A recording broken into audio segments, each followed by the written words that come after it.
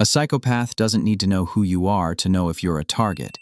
They don't need to see you fail, and they only need to see you yield, to see if your desire for harmony is stronger than your instinct for self-preservation. A joke at your expense in front of other people. A pushy request that overrides your boundary. A suggestion that quietly expects you to abandon her, and then they watch. Not what you say, what you reveal. Because to a psychopath, your reaction is not a feeling. It is data. If you over-explain, they learn you can be pulled into defense. If you apologize when you did nothing wrong, they learn guilt works on you. If you say yes just to avoid tension, they learn pressure beats your boundary. And if you laugh off disrespect to keep things comfortable, they learn you will protect the peace even when the peace is being used against you. That is the first test, not whether you are weak, whether you will abandon yourself before they have to force you. Today, we reveal the specific sentence that fails this test, and the diagnostic sentence that forces the predator to reveal themselves instead. The first thing to understand is this: the test almost never feels like a test when it happens. It feels small. That is why it works. A comment that cuts a little too deep, a request that arrives with just enough pressure to make you uncomfortable, a suggestion that sounds harmless but somehow puts you in the position of proving you are not difficult. That is the predatory audit. They are not asking, is this person kind? They are asking, where does this person yield and how much will they pay to keep the peace? Where do they explain? Where do they apologize? Where do they laugh when they are uncomfortable? Where do they surrender their own boundary just to keep the room from turning cold? This is how disrespect gets trained. Not in one dramatic moment, in tiny moments where you teach someone what they can get away with. A joke at your expense becomes a scan. If you laugh too hard, they learn you will help soften your own humiliation. If you explain why it bothered you, they learn they can drag you into defense. If you say nothing but your face changes, they learn where the pressure landed. And if you pretend it did not matter, they learn something even more useful. They learn that you will protect the social comfort of the room, even when the room is being used against you. They are not watching whether the joke was funny. They are watching whether you will help them lower your status. That is the first layer of the test, the social scan. And once you understand this, you start seeing the pattern differently. The pushy request is not just a request, it is a boundary test. They ask for something small, then act slightly surprised when you hesitate. They make your no feel inconvenient. They make your pause feel rude. They make your boundary feel like a problem you now have to explain. And that is where most people fail the test. Not because they are weak, because they were trained to believe that peace is their responsibility. So they start explaining. They say, I'm sorry, I just have a lot going on. They say, I would, but I'm really busy right now. They say, I hope you understand. And to a healthy person, that sounds polite. But to a predator, it sounds like access. Because the more you explain, the more data you give them. They learn what makes you feel guilty. They learn what pressure makes you soften. They learn what story you tell yourself to justify saying no. And once they know the story, they know where to attack it. This is a predatory audit. They are downloading your reactions to build a manual on how to override you. Your guilt, your timing, your hesitation, your need to be understood, your fear of looking selfish, your fear of being disliked. That is why over-explaining is so dangerous around the wrong person. It feels like clarity, but in the wrong hands, it becomes a map of where your boundary cracks, a map of which words make you defend yourself, a map of how long it takes before pressure beats your no. This is why the sentence, I didn't mean it like that, can become a trap. Because now you are no longer responding to the original disrespect. You are defending your interpretation of it. And the moment you are defending your interpretation, they have moved the conversation away from their behavior and onto your reaction. That is the shift. That is the game. You are no longer asking, why did you cross that line? You are now trying to prove you are not too sensitive. You are not dramatic. You are not difficult. You are not unfair. And while you are proving all of that, they are learning something. They are learning that guilt works. They are learning that confusion works. They are learning that you can be pulled into a defense you do not owe. Are you protecting the peace or are you becoming predictable?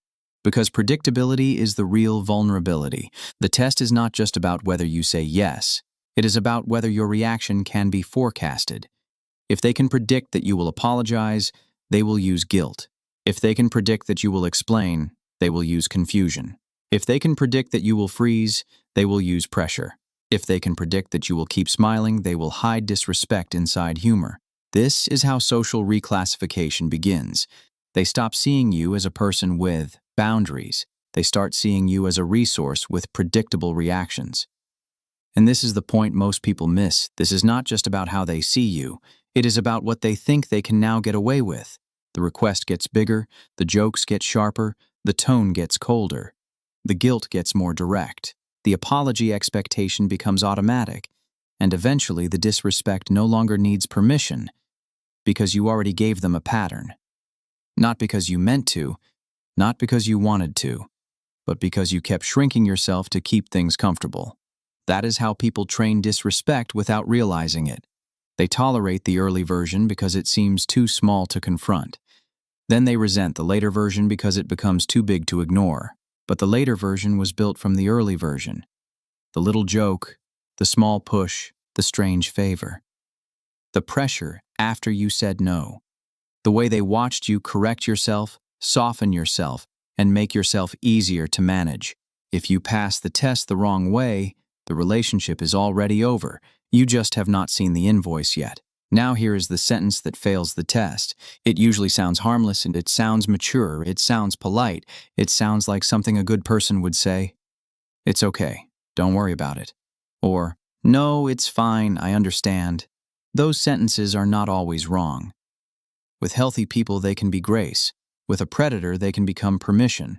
Because when someone crosses a line and you immediately erase the consequence, you teach them that your discomfort can be removed if the room gets tense enough. You teach them that their behavior does not need to change. Only your reaction does. You teach them that if they push, you will smooth it over.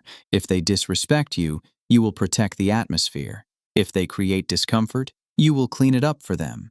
That is why being nice is not the problem. Being predictable is, and kindness is not weakness.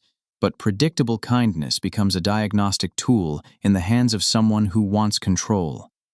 To a predator, your kindness is not always received as warmth.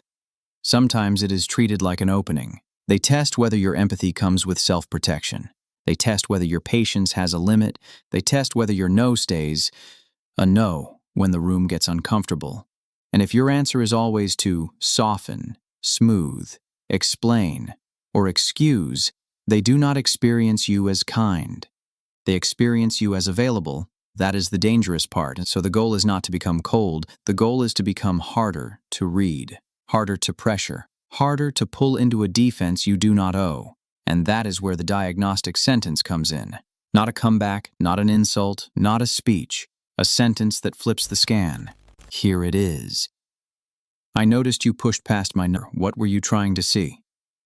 That sentence changes the entire interaction.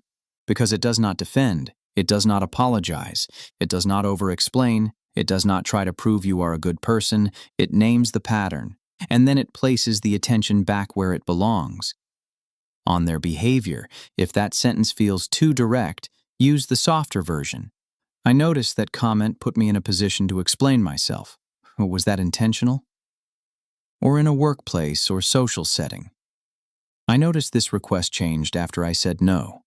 What changed? The words are simple, but the posture behind them matters. Do not say this with anger. Do not say it like you are trying to win. Say it with the curiosity of a scientist observing a specimen. Calm.